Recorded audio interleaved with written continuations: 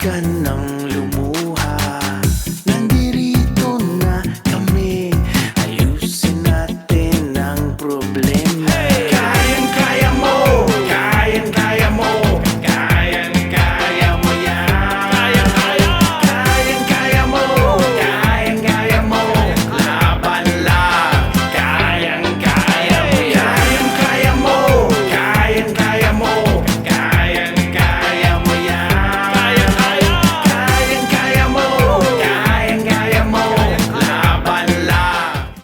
Magandang hapon po mga kababayan, and welcome sa inyong paboritong show tuwing Sabadong hapon, ang Kaya Mo Yan. Ayan, nandito na si Partner Ricky. Partner Ricky! Magandang hapon mula sa booming city of soon-to-be city, Silang, Cavite. Oh, magiging city na ba yon? From municipality? Malapit na kasi ang laki-laki na. Itong si Mayor General na mayor dito, napakasipag. Talaga naman, nagmi-meeting kasi kami dito, Partner Cory, para sa forthcoming the invitational ng Riviera Golf Club this April. Pero magandang hapon sa iyo, partner, at Ricky. mainit pa rin ang mga balita ngayon, siyempre, no? Dito sa ating unang-unang balita, siyempre, yung nangyaring acquittal, na-acquit ito si Teves. Si Teves, partner. Oh. Ano yung update na Ito sa yun? Negros Oriental, yung sa Dumaguete, na-acquit kahapon. Doon sa isang case pa lang naman yun. One of his many cases. Maraming nagtaka dyan. Alala mo yung he was accused doon sa pagkamatay ni Governor Digamo ng Negros Oriental. Itong si Arnie Teves, no? Mainit na balita yan na nangyari kahapon yan. Kahapon din na partner, had a chance to attend a event sa BGC, Shangri-La BGC, hosted by Secretary Frederick Go ng Finance, no? At nag-present nga doon, partner Cory, yung mga iba-ibang secretaries, mga cabinet, pinaunahan ni Secretary Vince Dizon, si Transportation Secretary Banoy Lopez, Secretary Cristina Frasco, Secretary Conrad Estrella III, si Secretary Chu Laurel, nag-attend din si Secretary Garin ng DOE. Ang message is very clear. We need to work double time to recover from 2025. Alam mo, isa sa pinaka-importante sa pamumuno, partner Cory, is kailangan iharapin mo ang problema. You remember, partner Cory, nung World War II, nung nagkaroon ng World War II, isa sa hindi makakalimutan na quote, if I may quote, binanggit ito ni Central Bank Governor kahapon. He quoted Winston Churchill, sabi niya, "Never let a good crisis go to waste." Ang ganda, di ba? Meaning to say, nandito na tayo sa sitwasyon na ito. Itong nangyaring flood control, nadidelay ang pag-file ng mga kaso. So, ground zero. And I saw in the presentation yesterday, do you know how much money was frozen so far? Hang on to your seats, partner Cory. 20 billion pesos worth of assets, bank accounts, insurance, cars, valued at 20 billion pesos. Umpisa pa lang yan, partner. Umpisa pa lang yan. 20 billion. Diyan ang gaano nila. Mga kotse na recover. Mga nagsaori ng pera, di ba? Sabay-sabay na nagsasaori ng pera yung mga DPWH, no? At dahil nga dyan, it just shows, partner, na medyo huwag tayo maging masyadong impatient. Alam natin na matindi yung pagwaldas, matindi yung... Isipin mo, partner Cory, para pagplanuhan mo ito ng ilang tao na nakawin itong mga funds ng DPWH. At isipin mong lulusot. The plan almost was successful until there was an expose, no less than the president. Di ba? Mm. Ngayon, yung nagplano niyan, hindi mo malaman kung nasaan na. Nasaan na sila. Yung iba nandito pa. Di ba? Pero just to show you, these things take time. These things really take time. Oo, kasi ang dami nang nagbabati. Naniniwala ako na kailangan lang nating harapin. Private sector tayo, partner. We cannot stop because of this issue. Mhm. Life has to go on. And to a certain extent, we have to trust that government will do its job to try and recover all this money and put people in jail. Di ba? Oo. Mabuting tinatalakay natin yan, partner. Kasi if we are stuck complaining at what this has happened, itong flood control mess, ghost projects and everything, we will be stuck forever. We will be stuck forever. So nag-present ang mga cabinet kahapon, yung mga gagawin nila this year, mga plano, di ba? Yung one window system ng Bureau of Customs. I-implement na pala yan. Kaya gusto natin sana makausap si Commissioner Ariel Nepomuceno, but unfortunately, he is in Dubai. Mhm. No? But just to show you, there are these things ongoing to try and improve our economy. At ang target, ang balita ko, target ng customs kasi, partner, this year is 1 trillion. Ano partner, anong 1 trillion. gagawin nila sa pera na yun?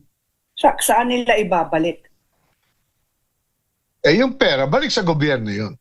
Pero saan? Balik sa gobyerno yun. Kasi galing sa gobyerno yung perang yun. Oo nga, hindi ba pwedeng Lalo na ibigay yung sa mga na-hoard ng public mga pera. services para sa ating mga kababayan tulad Hindi. ng healthcare, Actually, hospitality. talagang yun ang mangyayari doon.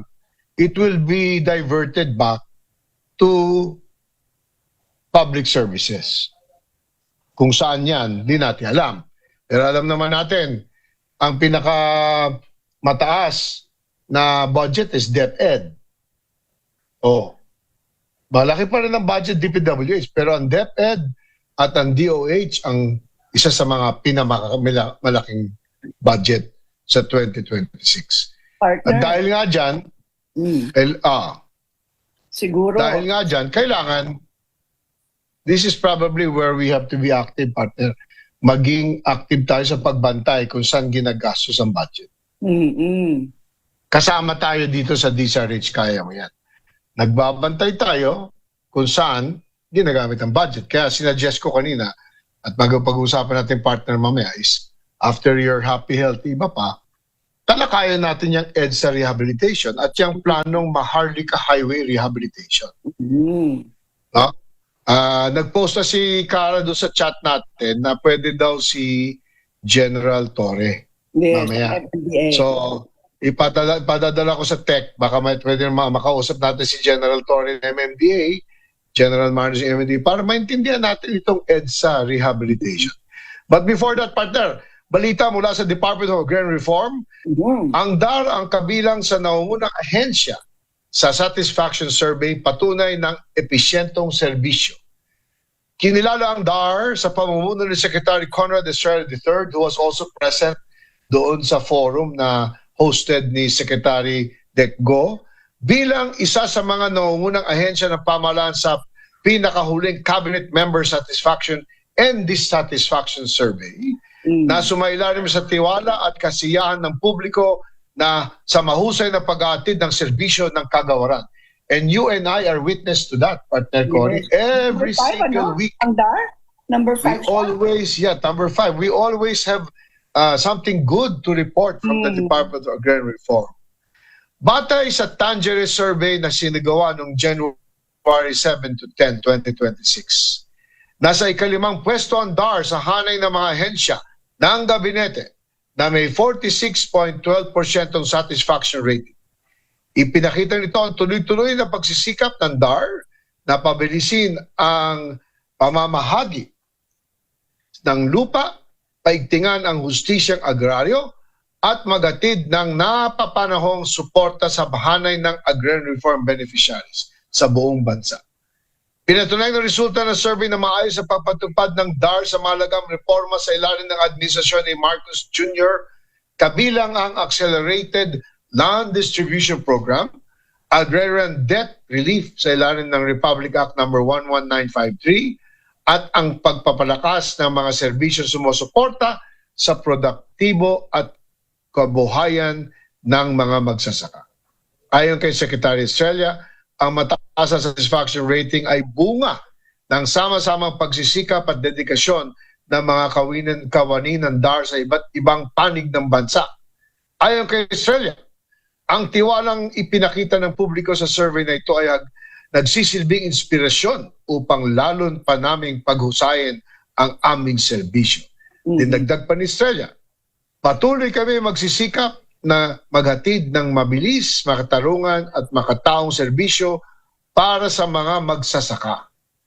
Patuloy na isinusulong ng DAR ang mga reformang nagpapabilis ng mga proseso, nagpapababa ng backlog ng kaso at naglalapit ng serbisyo ng pamahalaan sa mga magsasaka bilang bahagi ng advokasya nito para sa inklusibong kaunlaran, seguridad sa pagkain at pag-unlad ng kanayunan.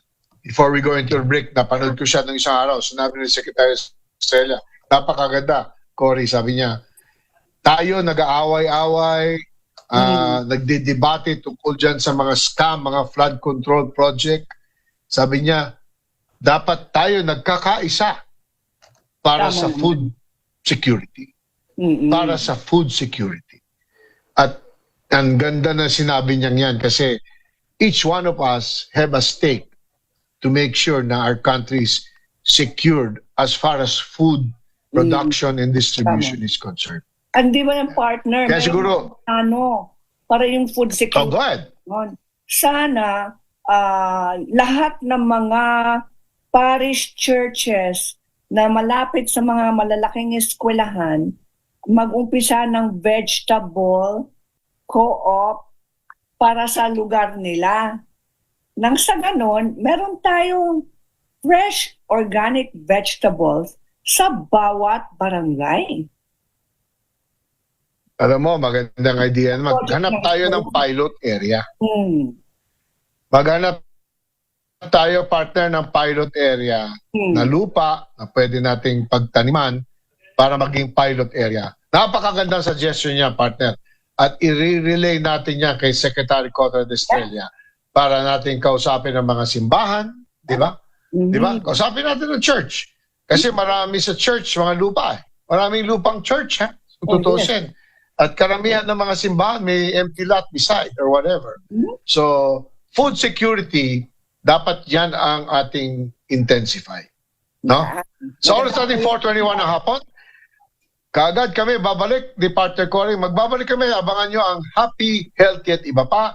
At hopefully mamaya makausap natin si General Torre ng MMDA tungkol sa EDSA rehabilitation. Standby po mga kaibigan. We'll be right back.